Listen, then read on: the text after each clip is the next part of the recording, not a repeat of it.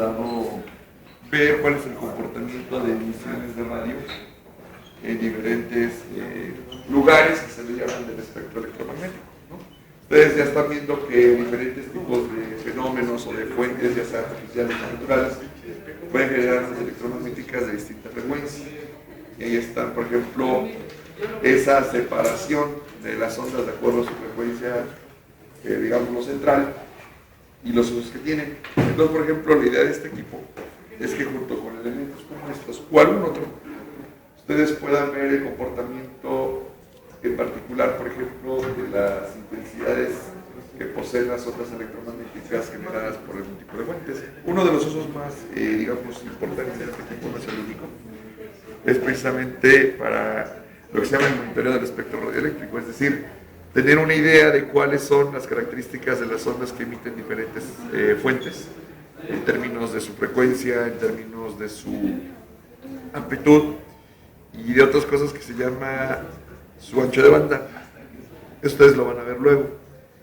En particular, ahorita lo que estamos viendo así, grosso modo, es cuál es la amplitud que tendría supuestamente la intensidad de campo, la magnitud que tendría la intensidad de campo eléctrico que estamos viendo en esta región. Para eso, ¿qué hacemos? Hacemos interactuar a esa estructura que es una antena con ese campo electromagnético.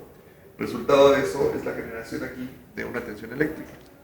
Esta tensión o voltaje se canaliza por un elemento como este, SK, y entonces al introducirlo, cada una de las tensiones que estamos viendo aquí, porque son varias, cada onda genera su propia tensión aquí. Hay una cosa que ustedes se le llama principio de superposición, es una suma, y aquí lo que hace este aparato, digámoslo así, es separarlas, de acuerdo a la frecuencia que poseen. Y una vez separadas en términos de su frecuencia, podemos evaluar cuánto vale la intensidad de campo, vista de magnitud aquí, su magnitud de intensidad de campo para cada una de ellas, en un momento dado.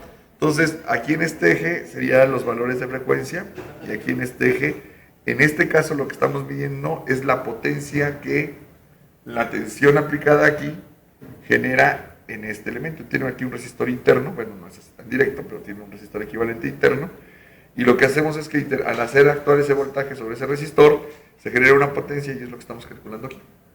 Entonces, si ustedes conocen esa potencia, pueden determinar el voltaje que de alguna manera se está generando aquí, para cada una de ellas, y conociendo esta famosa constante K, ustedes podrían determinar cuál es el valor de la intensidad de campo y magnitud que tendría cada una de estas aquí. Entonces, por ejemplo, para que lo vean,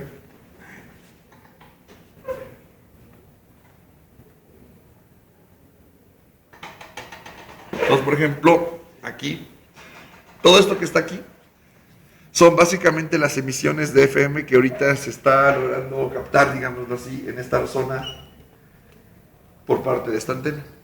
Ese es todo el espectro de radio en FM. Si, por ejemplo, ustedes utilizan esta opción, van a ver que nos podemos mover más o menos desde aquí. Vean cuál es una de esas primeras rayas que aparecen ahí. Estamos alrededor de 88.06 y la última de ellas debe estar alrededor de 108, un poquito más quizás. ¿Ya lo ven? Que es la asignación que hace México a nivel oficial, precisamente de las emisiones de radio que pueden ocuparse dentro de esa banda. ¿Sí? Entonces, por ejemplo, colocando esto que se llama marcador, lo que hacemos es que le pedimos al instrumento que en este momento nos despliegue en algún lugar del mismo cuál es la frecuencia que corresponde a esta raya que aparece aquí, su frecuencia correspondiente, su valor de frecuencia correspondiente, y en este caso la amplitud que tiene esta raya, pero medida en algo que se llaman dBm. El dBm es una unidad, es una forma de expresar la potencia en ingeniería de comunicaciones en particular. Entonces, ustedes conociendo el valor de esa potencia en esta cantidad, la pueden transformar en miliwatts, microwatts, watts, lo que ustedes quieran, y ahí sacar todo lo demás. Entonces, en este caso, vean que más o menos marca que es de menos 57, es menos 58, si quieren ponerle menos 58, dBm es la potencia que se está generando ahí por parte de una señal cuya frecuencia es de 177.88 megas, ¿no? Es decir, aquí se supone que estaríamos captando una onda electromagnética cuya frecuencia base es de 107.8 MHz aproximadamente, Y la intensidad de campo de esa antena al interactuar con esta cosa hace que se genere en este lugar una potencia equivalente a eso. Entonces, de manera indirecta, ustedes midiendo esta cantidad determinan la tensión y de ahí también de manera indirecta determinan esa intensidad de campo. Lo mismo lo podemos hacer para otras frecuencias. Ustedes vean que cada una de ellas, si se dan cuenta, se caracteriza por el hecho de que la potencia que desarrollan en ese elemento no es exactamente la misma, sino que algunas de ellas desarrollan una mayor potencia y otras una menor potencia. Y eso se debe a que estamos asumiendo aquí que básicamente la intensidad de campo eléctrico de cada una de ellas tiene diferente magnitud. ¿Sí? Esa es la idea fundamental. ¿Sale? Entonces, esa es una forma indirecta, pero que es muy socorrida, es una de las más utilizadas para ver más o menos cuáles son las características de las emisiones electromagnéticas que hay en una región del espacio, ¿no? Más o menos. Eso es un poquito más complicado que eso, pero bueno, así grosso modo es lo que tiene, ¿no?